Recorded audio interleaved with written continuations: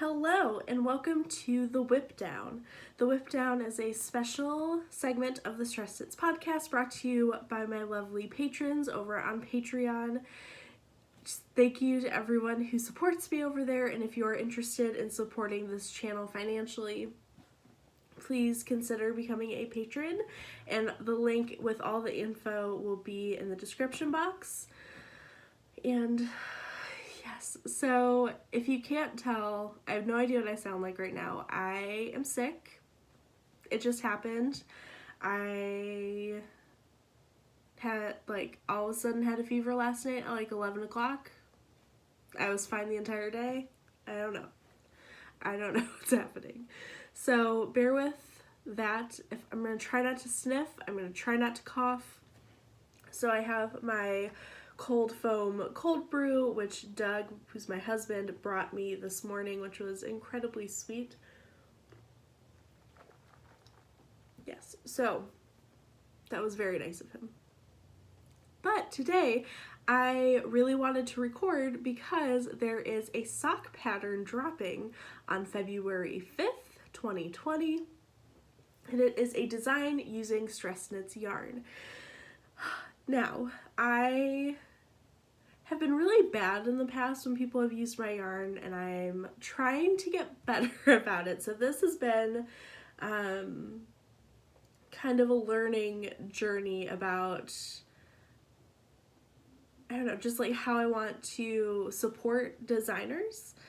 And I'm much happier with how I'm doing this going forward. And I'm also really excited that I'm able to support a longtime viewer and customer of mine, Kim, who is also known as Hygge Canon Designs, and it's just so exciting to see her designs and especially to see one out of my yarn. So Kim, thank you. If you're not following her, you should. I will leave her Instagram handle in the description box below, and all the information about this pattern, well, not all the information, but the links and everything like that will also be in the description box below. So I am Stacy, also known as Stressed It's Yarn on Instagram and Stressed It's on Ravelry.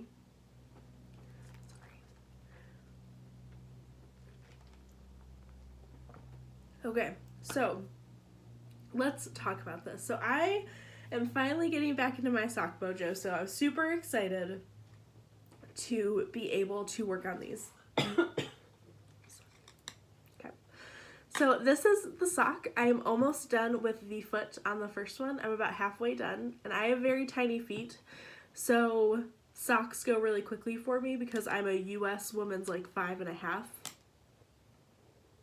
I used to be a 5, but then I had Eliza, and now I'm a 5.5. So, yes, I love this pattern. It is beautiful, and it looks very intricate, but it is very simple. So this is the pattern. It's a gorgeous ribbed cable, which I've never done before. On the sides, flanked by seed stitch, and then there's a beautiful 1x1 cable running up the middle. And it is so intuitive that if it is your first cable pattern, I think this would be a good one. You're learning a few different techniques. You're using a cable needle, which makes life so much easier. Don't feel pressure to not use a cable needle. There's nothing wrong with using a cable needle. But you probably could figure this out, how to cable without a cable needle, if you really wanted to. Somebody's walking by the house, so Esther is freaking out. Okay, so this is the cable needle I'm using. I prefer hooks as opposed to the ones that go like this, if that makes sense. I don't have any on me right now, but this is the one that I use. It's a clover. You can pick it up at any big box store, so Michael's, Joann's. You can probably also get it at Walmart. And it's $2 or $3, and you get 3 different sizes. So this is the smallest one. So that's what I'm using. You will also need 2 stitch markers just to keep the lines of where you start your seed stitch and where you start the chart. So I have 2 here, and you will also need 2 on the back for your twisted rib that continues, but you also have little flanks of stockinette. So textured socks for me usually go very slowly, but this is one that's going really quickly because it is a short chart repeat. It is an 8-row repeat, and I'm not giving anything away, but this is literally how I'm keeping track of it because I have it memorized. It's very simple. I don't know. I didn't think I was going to be able to memorize the chart pattern, but I was able to. That was really exciting. So I'm literally just tallying off every row that I do, and that has been from maybe even the gusset. I actually think I started at the one right before I started the heel flap. It is a heel flap and gusset sock, but if a heel flap and gusset doesn't fit your foot, you can always substitute a fish lips kiss heel, a German short row heel, an afterthought heel, whatever. What other heels are there? An OMG heel? Any heel that fits your foot can definitely be substituted in this pattern.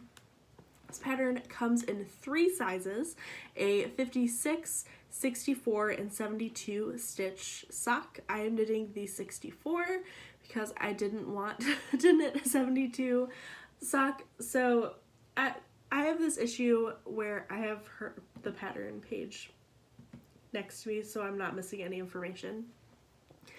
But I have very tiny, skinny feet, but I have calves. I was a dancer for like 10 years. I have calves. So it's always hard for me to like find boots that fit. It's hard for me to knit socks that fit, and I don't love putting increases and decreases in socks. It's just not fun for me. So I decided to knit this sock a little shorter, so hopefully it will fit. And I mean, it's stretchy, it should fit, but if not, I'm using this as a sample for the shop anyway. Yeah, and then maybe when my daughter Eliza grows up, she can wear some of my snugger hand-knit socks. Whew, we're gonna get through this. So, because I really want to tell you about this pattern. It's so beautiful. So, what else can I tell you? So the pattern is very intuitive. It's very well written. I do believe that there are row by row instructions as well as the chart. I am personally using the chart because I just like it better. I used to not, but I do now. They also, Kim gives you circumference sizes for your foot to help you figure out your stitch count. So pay attention to that. And she also gives gauge on both a US 0 and a US 1, which is a 2mm and 2.5mm respectively. And you just need to know how to knit, purl, cable, and Kitchener. Now Kitchener is how you sew up the toe of your foot, but you can also do a rounded toe where you like gather all of the stitches and like do it like you do a crown decrease. You can do it that way. I know people do a 3-needle bind off if you want to turn it inside out and do a 3-needle bind off. That's always an option as well. So what's really great about this pattern is that Kim, who is Hygge Cannon, she is doing a pay what you can method, which I think is a brilliant idea.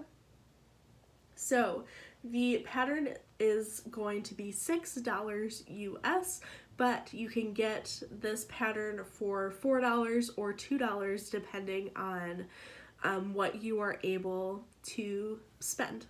Now, luckily, you who are seeing this on Patreon as this is uploaded, you will be getting a free copy of the pattern.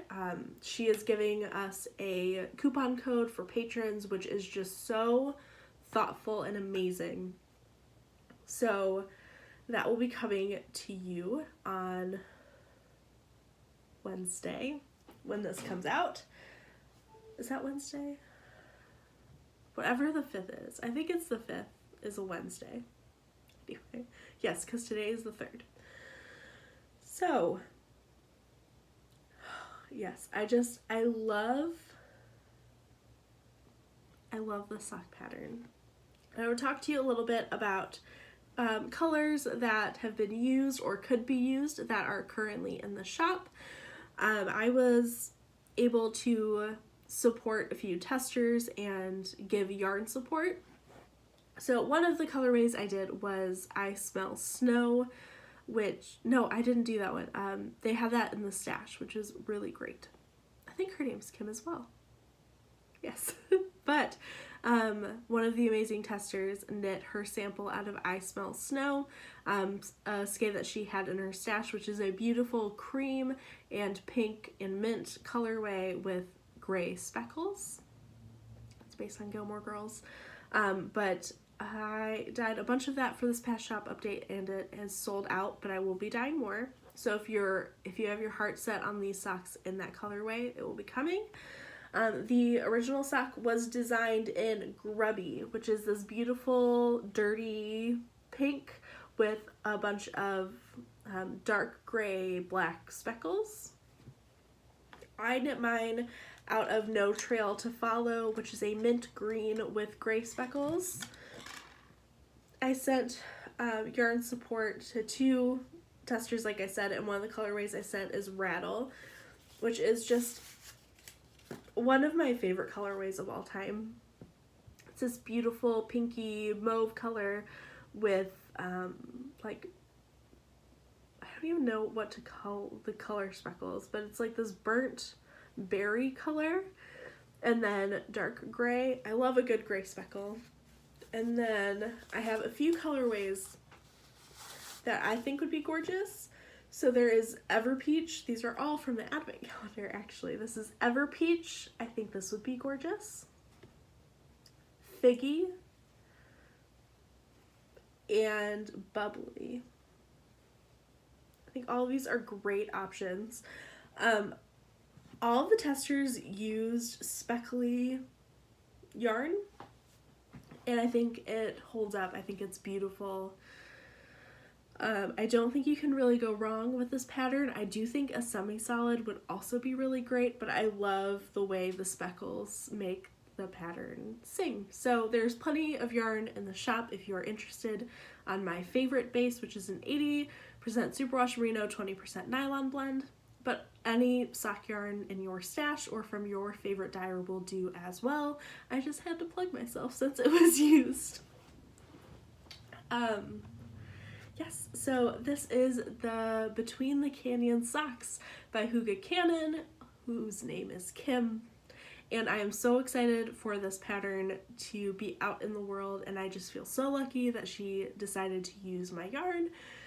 And I cannot wait to see all of your socks as well. If you use Stress Knits yarn, please tag Stress Knits yarn on Instagram and link it in your Ravelry page, because I would love to see all of your socks and maybe even feature a few of them as well.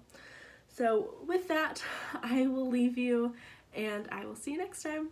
Thanks for watching. Bye.